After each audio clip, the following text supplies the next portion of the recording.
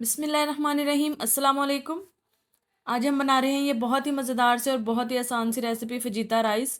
इसको आप लोग डिनर में खा सकते हैं, इसको आप लोग डाइट में खा सकते हैं। इतनी ही अमेजिंग रेसिपी है कि आप लोग ने एक दफ़ा इसको ज़रूर ट्राई करना है और फिर मुझे फ़ीडबैक देना है। इतनी लाइट है, आप लोग इसको लंच में खा सकते हैं और मेहमानों को भी बना के खिला सकते हैं।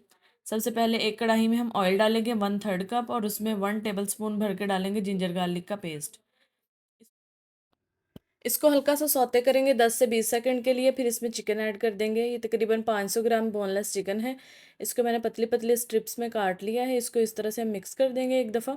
जब भी आप लोगों ने बोनलेस चिकन ऐड करना है तो आप लोगों ने फ्लेम तेज़ कर देनी है, क्योंकि चिकन पानी छोड़ देती है और फिर हार्ड हो जाती है, उसके सारे जूसेस निकल जाते हैं। इसको अब हम पकाएंगे 2 से 3 मिनट के लिए, जब तक चिकन अपना कलर चेंज नहीं कर लेती। फिर इसमें हम डालेंगे नमक 1/2 टेबल स्पून। 1/2 टेबल स्पून इसमें डालेंगे हम रेड चिली पाउडर।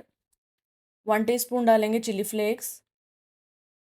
1 टीस्पून भर के डालेंगे गरम मसाला और 1 टीस्पून इसमें डालेंगे पेपरिका पाउडर। 2 टेबल स्पून डालेंगे इसमें soya sauce. 2 tablespoon chili sauce और 1 टेबल स्पून इसमें जाएगा विनेगर का, यानी कि सिरके का। इन सब चीज़ों को डाल के इसको हम अच्छी तरह से मिक्स करेंगे एक दफ़ा। यहाँ पे चिकन का और सॉसेज का पानी है काफ़ी ज़्यादा, तो उसी में चिकन पक जाएगा, कोई भी एक्स्ट्रा पानी ऐड करने की ज़रूरत नहीं है। ये 4 से 5 मिनट के बाद पानी ड्राई होना शुरू हो जाएगा। ये देखिए काफ़ी हद तक पानी ड्राई हो गया है और ऑयल छोड़ दिया चिकन ने। अब इसमें हम लोग सब्जियां ऐड करेंगे। ये मैंने एक प्याज ली है मीडियम साइज़ की, शिमला मिर्च है बड़े साइज़ की एक, आप किसी भी फॉर्म में काट सकते हैं इनको। और ये गाजर ली है मैंने, इसको भी जूलियन में ही काट लिया है। और एक टमाटर ऐड करेंगे इसमें, ये भी जूलियन में काटा और इसके मैंने बीज निकाल दिए हैं, बीज आपने ऐड नहीं करने। इन सबको डाल के अच्छी तरह से मिक्स कर देंगे। अब यहाँ पे भी हमने फ्लेम हाई रखनी है और इसको 4 से 5 मिनट के लिए अच्छी तरह पकाना है, ताकि सारी सब्जियों में और चिकन में अच्छी तरह से स्पाइसेस मिक्स हो जाए आपस में। यहाँ पे मैंने चावल ले लिए हैं 1 कप, यानी कि 250 ग्राम, उनको बॉईल कर लिया है। तकरीबन मैंने इसको 80 to 85% बॉयल किया है। फुली बॉयल नहीं करना इसको आपने। इसको छान के और इसको हम लोगों ने इसमें ऐड कर दिया है चिकन में। अब इसको एक दफ़ा अच्छी तरह से मिक्स करेंगे। ये देखिए इसमें वेजिटेबल्स हैं, उनमें फ़ाइबर है और चिकन में प्रोटीन है।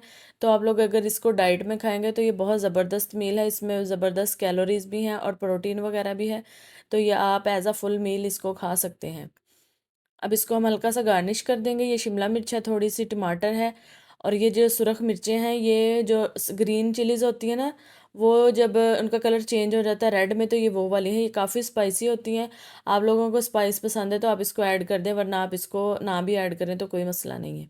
अब इसको हम इससे गार्निश कर देंगे और इसको फिर हम दम देंगे। जब भी आप लोगों ने दम देना है तो आपने उस बर्तन के नीचे तवा ज़रूर रखना है। तवे के बगैर आपने दम नहीं देना, क्योंकि फिर चावल नीचे से लग जाते हैं और वो ज़ाया हो जाते हैं।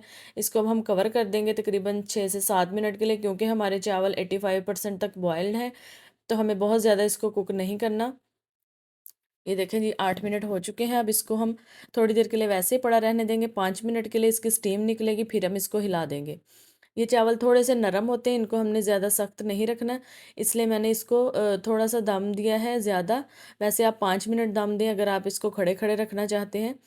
ये देखें ये चावल टूटे बिल्कुल भी नहीं है, लेकिन थोड़े से सॉफ्ट हो गए हैं, क्योंकि इसके साथ हम कोई भी एक्स्ट्रा चीज़ यूज़ नहीं करेंगे अगर आप डाइट में खाएंगे, तो इसलिए आपने इनको थोड़ा सा नरम रखना और इनमें स्पाइसेस वगैरह पूरे रखने हैं।